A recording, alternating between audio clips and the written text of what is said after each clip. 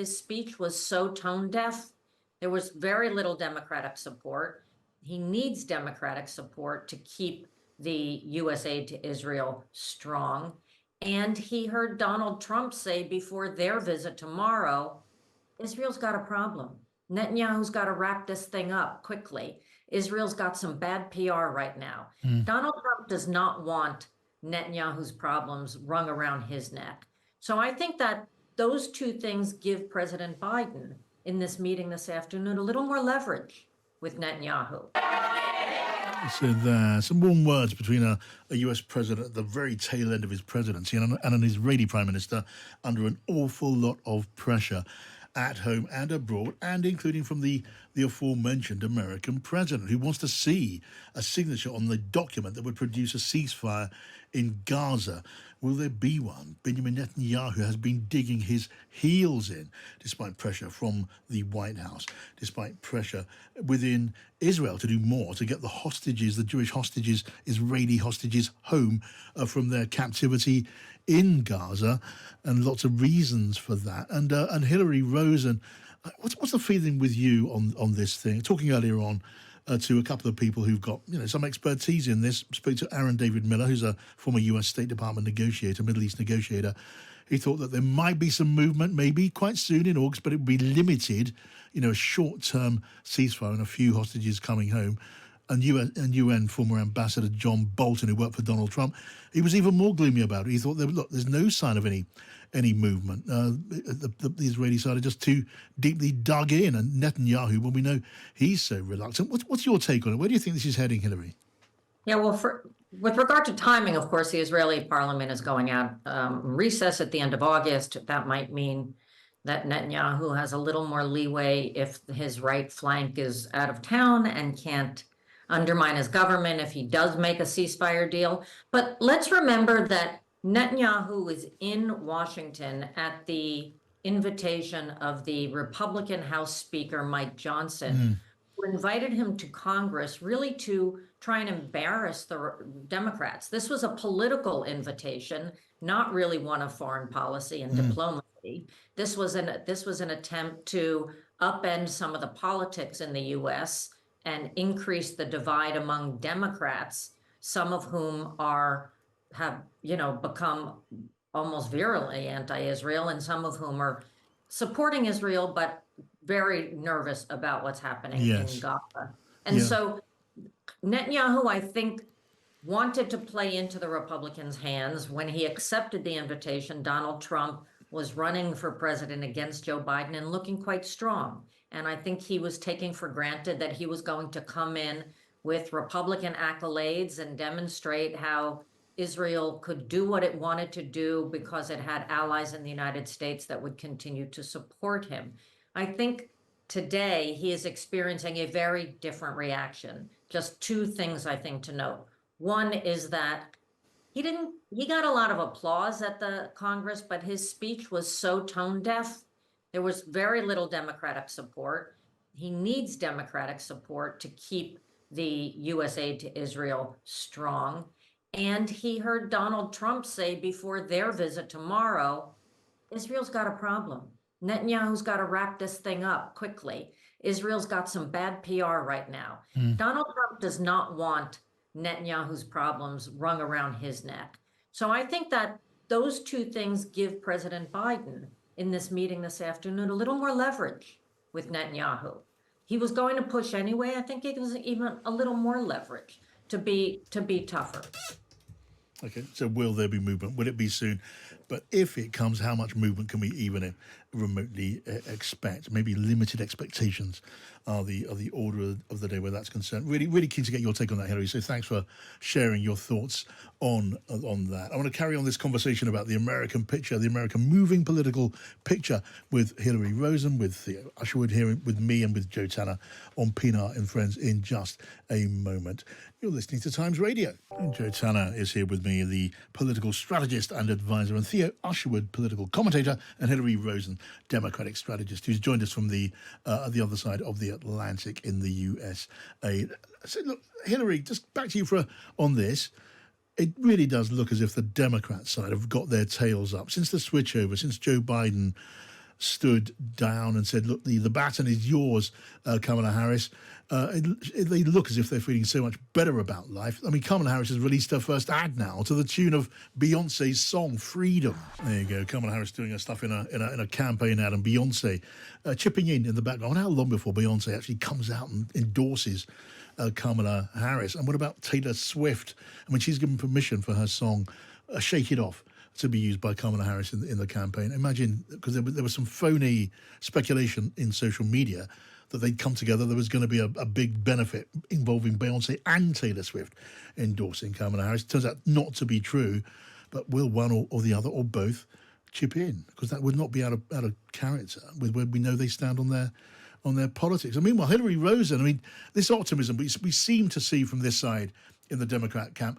Are the Dems getting a bit carried away with the idea that they've got the upper hand? What do you think? Well, I think the smart Dems won't. It's a long way to go before election day, and I think Harris is off to a kind of a booming start, as you said. What did you call it? Tails up? I wondered if that was an American expression. We say tails up.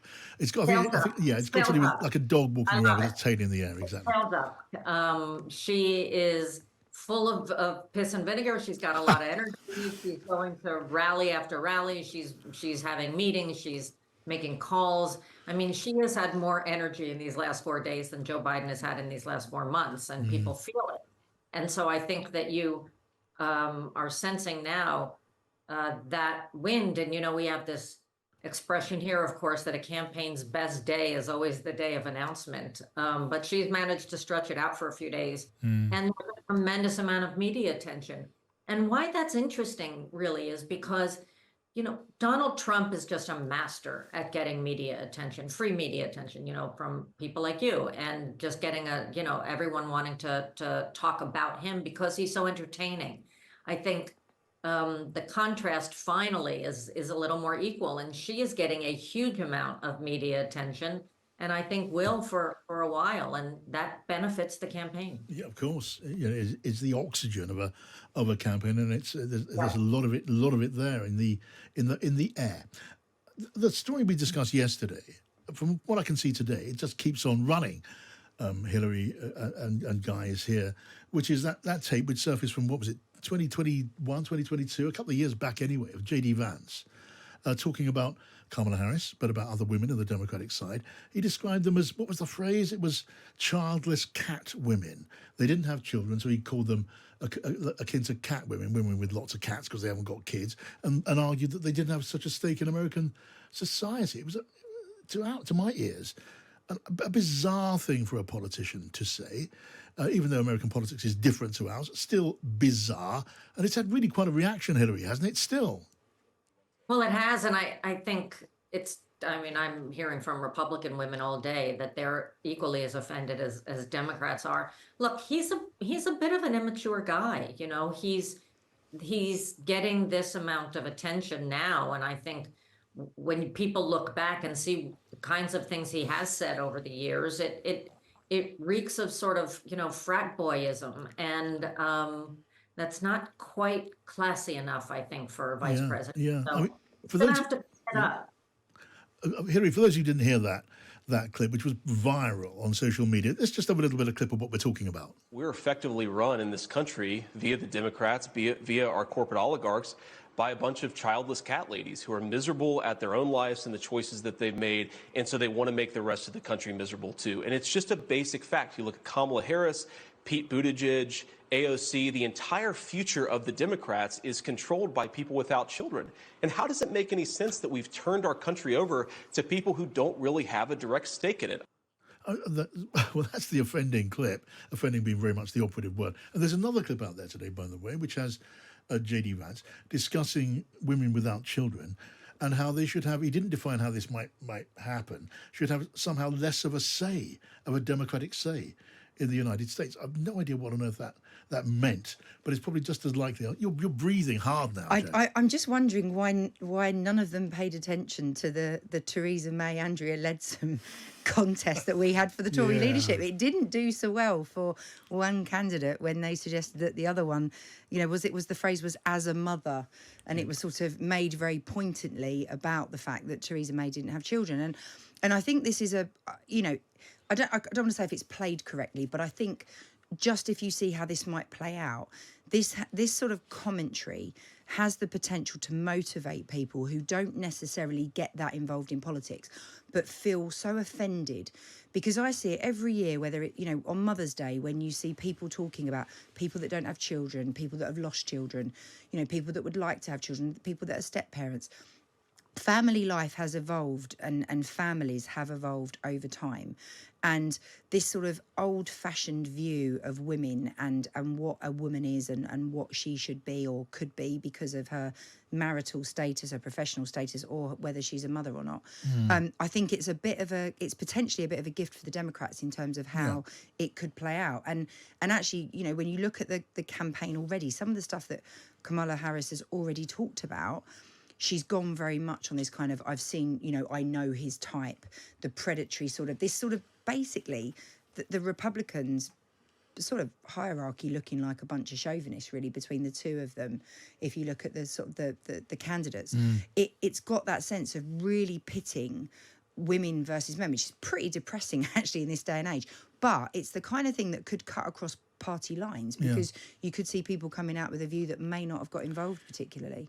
I don't agree, and I don't think it's a good thing to have hate in politics, to hate on a particular group in politics. It's unsavoury, and it's been part of our politics, I think, probably for the last 10 to 15 years, and it's not a good development. But if you're going to do that so-called wedge politics, the aim of doing it, and Jo will know more about this than me, that you draw a line between one group you say you should dislike in order to get the people that you do like to say, well, I'm on your team and you don't like those people, and so therefore I'm going to come and vote over for you. That you draw the wedge, if you like. What I don't understand about and I don't think that J.D. Vance has even given it this thought. I don't think he's that kind of character, but what he's done is he's effectively just made the comment because he wants to offend somebody without any, if there ever was going to be a political strategy or political thought, simply just to write off half of the American population seems like madness. If you're going to hate on people, and I'm not an advocate of it at all, then you do it in a way that you draw a line in order to try and win over the side to say, I represent you and these are the bad guys. And to go back to the earlier point, when we talked about the Tory leadership contest, things you say in this day and age, they are much easier to get hold of now. The sort of recent history is much more accessible than it used to be, which means, Vance said this stuff, not about, what's going on now. He said it previously, but of course it's come out now and been thrown at him and been thrown into this campaign. It's terrible politics, but it's there, it's out there. And actually what we do need is people finding this stuff. So you actually get to really know what these people think. There's no shortage of people looking for it now. Exactly. I'm sure of that. I mean, Hilary, I know you agree. Hilary. People say things before the spotlight is on them. And those tend to be the things they really think. Once the big spotlight is on them, they tend to be a little more cautious. So sometimes these older comments, and you're digging up old columns, old clips, etc., pretty useful. Yeah, I mean, Donald Trump is well, the fact is that Kamala Harris is a liberal in her political outlook. I mean, Donald Trump calls her a radical socialist. And I can tell you that radical socialist seems to have a very different meaning in the United States than it does in this country. I'm not sure even Bernie Sanders strikes too many in this country as a very radical socialist compared to what we consider a radical socialist to be. But that is the perception. And the fact is, Hilary, that half of America is pretty suspicious of conspicuously liberal politicians, aren't they? Is that going to count against us, and to what extent? Yeah, this is basically a center country, not too liberal, not too conservative. And it'll be interesting as, we were just talking about, the key thing in a campaign is not just to define your opponent, but is to contrast their weakness with your goodness, right? With your strength. And that is a key piece that Trump has to do and hasn't really figured out how to do that yet. I think that there's a long way to go in terms of this kind of message battle between them, and I think it's just started. Yeah, well, just started. I mean, there's still some months to go. So the idea that this is in some way set in stone now that idea is to be avoided. However, it did seem until just a few days ago as if it was set in stone. And the really remarkable thing now is the way that it now just seems so fluid. Joe, look, you're in the business of giving political advice. I know not just to one side of the spectrum, but you would say, in a word, you'd say game on now, wouldn't you? Yeah, I mean, when you look at what happened with our election and how the twists and turns, from D-Day and the rain announcement, all the sort of optics and how quickly, it didn't change the course of the election in terms of the outcome, but it certainly changed the course of the commentary. Our focus changed on an almost daily basis with things that were going on. And to think that only a few days ago, this campaign in the States was sort of being watched as, one candidate who had energy, but then obviously we saw the incident where Donald Trump had the sort of attempted assassination. That sort of changed the commentary, and then it was a candidate then dropping out. So now from Trump's point of view, they're probably going to struggle a bit because this has happened quite quickly, that there's a new candidate, new focus. You've got to come up with new lines. You get your patter kind of rehearsed. He had the sort of Sleepy Joe stuff, which he then can't use. So suddenly he's got to develop new stuff.